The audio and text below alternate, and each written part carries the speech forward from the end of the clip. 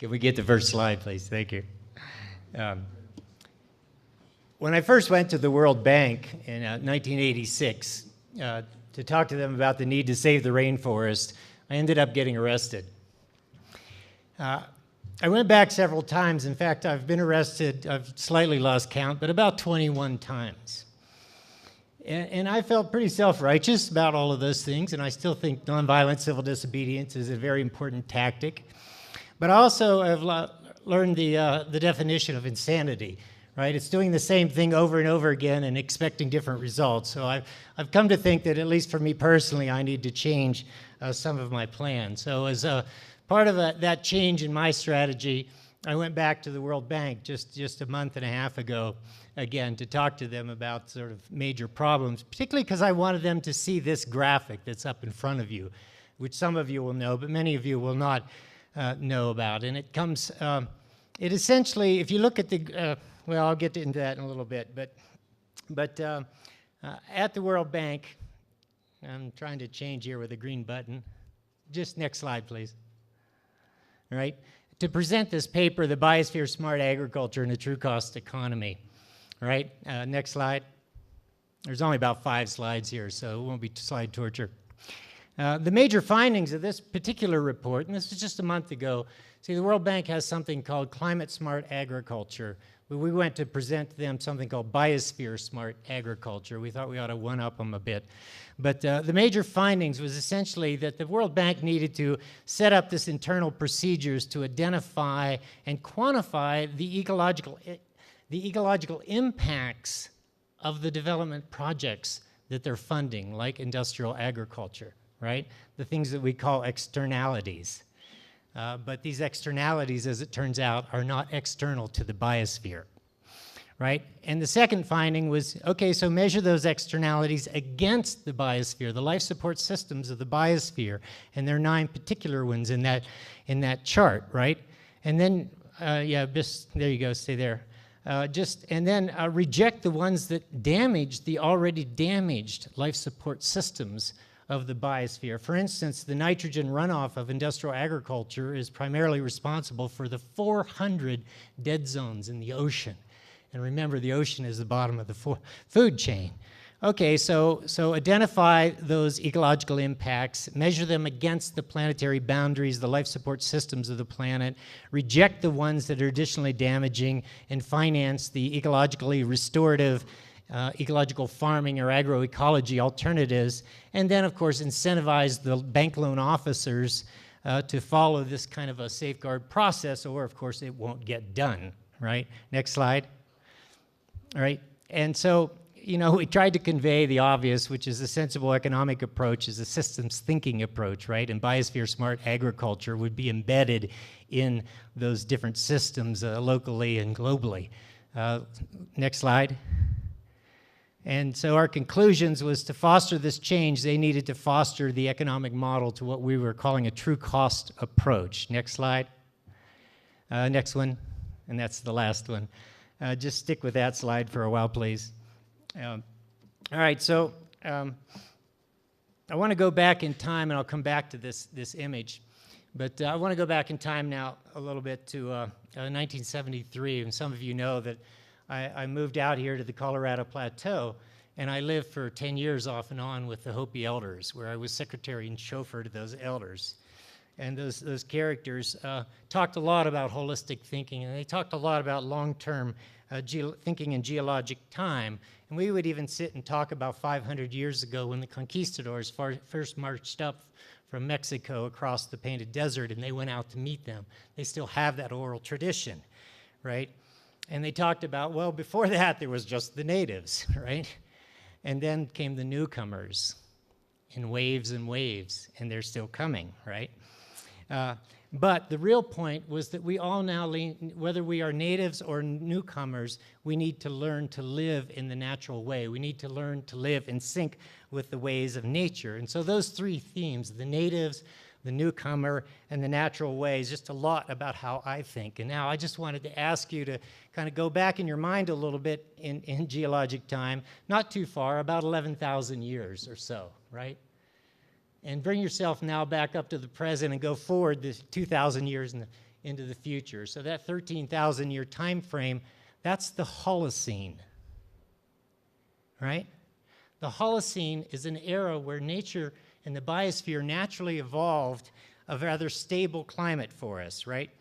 And the Holocene turned out to be a really lovely time period because agriculture wasn't even possible on this planet before that. It was too much weather like this, and the Holocene is much more stable. Well, agriculture is only 9,000 years old, right? And there's a reason for that, and it has to do with the Holocene, right? It's a relatively warm interglacial period, and that we need to stay in the Holocene, right? So how do we do that? Well, Wendell Berry wrote a beautiful essay called Solving for Pattern, and he advises us that we, of course, have to solve for pattern. So I'm working at Foundation Earth with a number of organizations and a group of people, and we've put together a campaign to save the day, what we're calling right now a 6-point plan, right? That's our set of patterns. And interestingly enough, the MacArthur Foundation will be looking at a grant proposal for $100 million for this 6-point plan, right? So wish me luck. And why would they be interested? Well, because we think we have a way that we can contribute to getting back to that 280 parts per million. We're at 400 parts per million right now, right? So we have to get back towards that 280 parts per million. This is of great import. But we also have to stop the 6th great extinction, right, as we deal with the climate crisis. And we have to protect all 9 of the life support systems of this lovely little planet. So how might we do that, you would, of course, ask, right? Well, the process for us in our 6-point plan starts first and foremost with the economic model itself and shifting the current model that cheats humanity and nature and the future and shifting that to what we're calling a true cost economy, right? And what a true cost economy does is it essentially undercuts the profit advantage that the current toxic polluters have right now.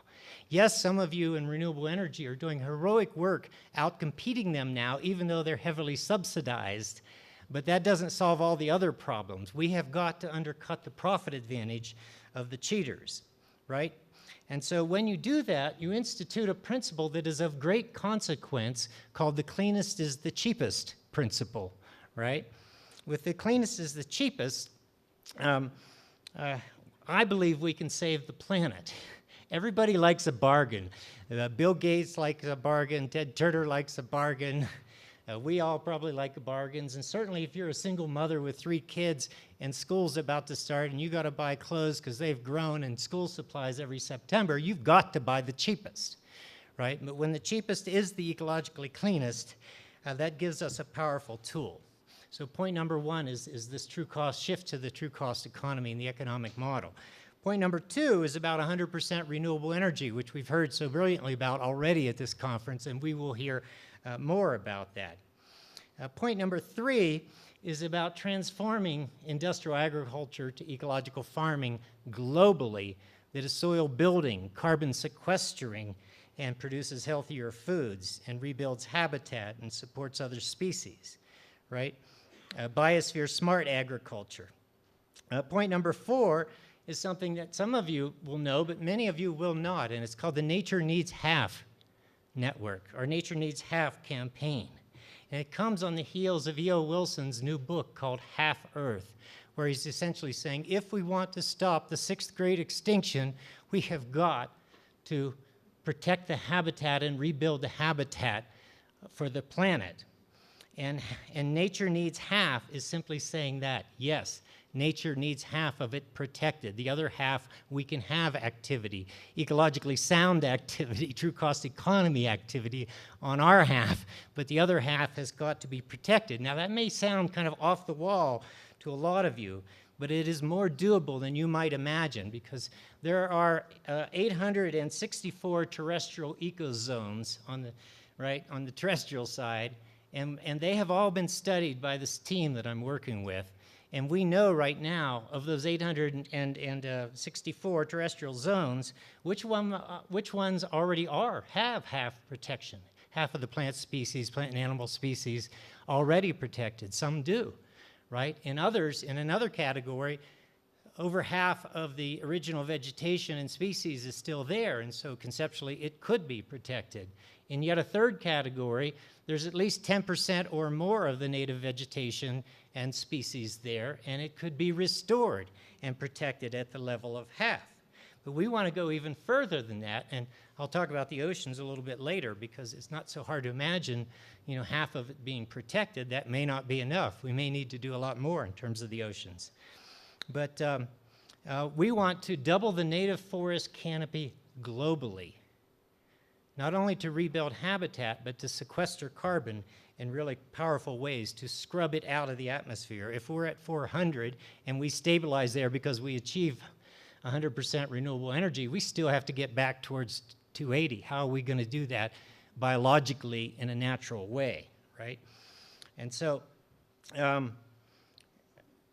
fifth point has to do with educating current and future generations in a really critical way. We have created a 5-star biospheric literacy certification process, and that will be part of that. People need to really understand how nature works, right?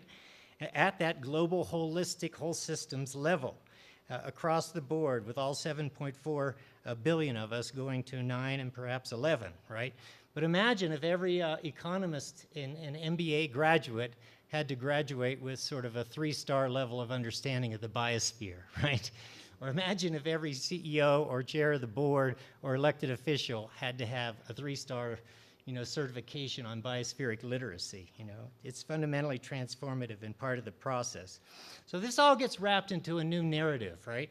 The new narrative conveys that we can all experience, perhaps, in our lifetime, a great societal U-turn, this great transition that Sally and Chip spoke so well about in the introduction this morning, right? But it's a great societal U-turn in a fundamentally different direction towards a more socially responsible and true cost, ecologically sustainable society, right? And fundamental metrics to that is getting back to 280 parts per million, halting the 6th grade extinction, and protecting those 9 life support systems.